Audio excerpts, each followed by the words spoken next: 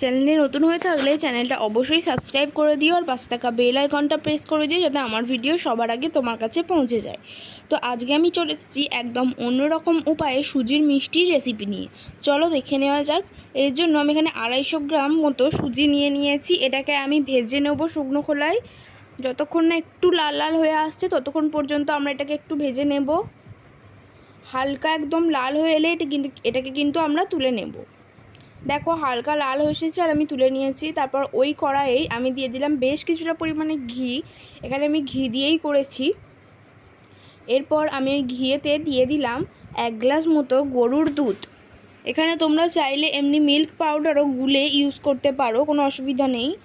আমি এখানে গরুর দুধই ব্যবহার করেছি। তো কিছুক্ষণ একটু মিশিয়ে নেওয়ার পর এখানে আমি দুটো এলাচ ভেঙে দিয়ে দিলাম গন্ধের জন্য। আর দিয়ে দিলাম এখানে 2 চামচ পরিমাণে চিনি। চিনিটা গলে যাওয়া পর্যন্ত আমাদের একটু ওয়েট করতে হবে। চিনিটা গলে এলেই আমি এখানে দিয়ে দেব 1 চামচ মতো মিল্ক পাউডার। এরপর আমি সুজিটা অল্প অল্প করে দিয়ে মেশাতে থাকবো। পুরো সুজিটা কিন্তু একবারে দিয়ে দেব না, তাহলে কিন্তু এটা ডেলা পাকিয়ে যেতে পারে। তো তার জন্যই অল্প অল্প করে দিয়ে আমি এটা মেশাতে থাকবো। দেখো আমি 2 চামচ করে দিয়ে মেশাতে থাকছি। এইভাবে কিন্তু পুরো সুজিটা এইভাবে 2 চামচ করে দিয়েই আমাদের করতে হবে। তো শেষে দেখো আমি একদম দিয়ে দিয়েছি সুজিটা। এটা কিন্তু এরকম শক্ত শক্তই থাকবে।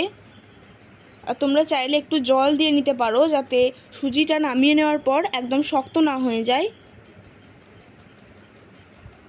একটু আমাদের এটাকে কড়াইয়ে নিয়ে মিশিয়ে নিতে হবে। তারপরে এটাকে আমরা নামিয়ে নেব। নামিয়ে নেওয়ার পরই ওই গরমেই আমি দিয়ে দেব 2 চামচ মতো মিল্ক পাউডার। এরপর এটাকে একটু ভালোভাবে আমি মাখিয়ে নেব।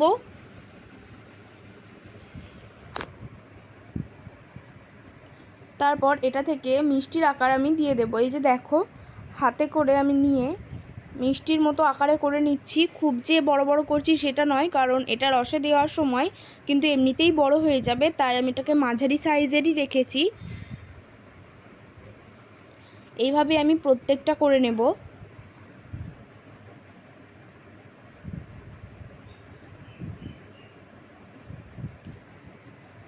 আড়াইশো গ্রাম সুজি থেকে কিন্তু আমাদের অনেকগুলোই তৈরি হয়েছিল মিষ্টি। এই যে দেখো। এরপর আমি তৈরি করে নেব রস। তার জন্য আমি একটা মাঝারি সাইজের বাটির 1.5 বাটি চিনি দিয়ে দিলাম আর দিয়ে দিলাম একটা বড় গ্লাসের 2 গ্লাস জল। এরপর চিনিটা আমাদের গলা পর্যন্ত একটু অপেক্ষা করতে হবে। চিনিটা গলে গেলেই আমি এতে 2টো এলাচ ভেঙে দিয়ে দেব গন্ধের জন্য।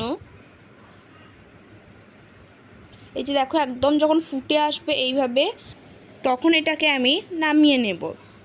এরপর দেখো কড়াইয়ে আমি দিয়ে দিয়েছি বেশ কিছুটা পরিমাণে সাদা তেল। এখানে এই সাদা তেলটা দিয়েছি আমি মিষ্টিগুলোকে ভেজে নেব বলে। তো এইভাবে একটা একটা মিষ্টি আমি দিয়ে দিচ্ছি। দেখো এটাকে কিন্তু একদম আমাদের লাল লাল করে ভেজে নিতে হবে। ঠিক কতটা পরিমাণে ভাজা হতে হবে সেটাও আমি তোমাদের দেখাচ্ছি।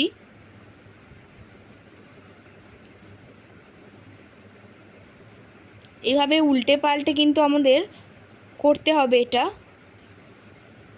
দেখো আমাদের অনেকটাই কিন্তু লাল হয়ে এসেছে।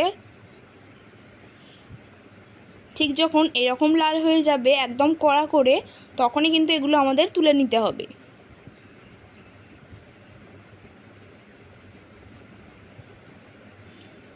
এরপর এদিকে দেখো চিনির রসটা আমি আরও একবার দিয়ে দিয়েছি গ্যাসে। একটু ফুটে এলে আমি এই মিষ্টিগুলো যেগুলো ভেজে রেখেছিলাম সেগুলো ছেড়ে দেব। এটাকে এবার আমাদের মোটামুটি 10 থেকে 15 মিনিট রাখতে হবে, যতক্ষণ না মিষ্টিটা একদম পুরোপুরি নরম হয়ে আসে। সেটা তোমরা দেখলেই বুঝতে পারবে যে কখন মিষ্টিটা নরম হয়ে এসেছে। এবার আমি চাপা দিয়ে এটাকে কিন্তু রেখে দেব। 10 থেকে 15 মিনিট পর আমরা চাপাটা খুলে দেখব যে মিষ্টিটা কতটা নরম হয়েছে। সেই অনুযায়ী আমি কিন্তু নামিয়ে নেব এটাকে। এই যে দেখো অনেকটাই কিন্তু নরম হয়ে এসেছে। আমি আরও একটু জল দিয়ে নিচ্ছি এখানে, কারণ প্রত্যেকটা মিষ্টিকেই কিন্তু রসে ডুবে থাকতে হবে। এরপর একটু মিশিয়ে নেওয়ার কিছুক্ষণ পর দেখো আমাদের মিষ্টি কিন্তু তৈরি হয়ে গেছে। ভালো লাগলে অবশ্যই একটা লাইক করে দিও আর বাড়িতে একবার অবশ্যই চেষ্টা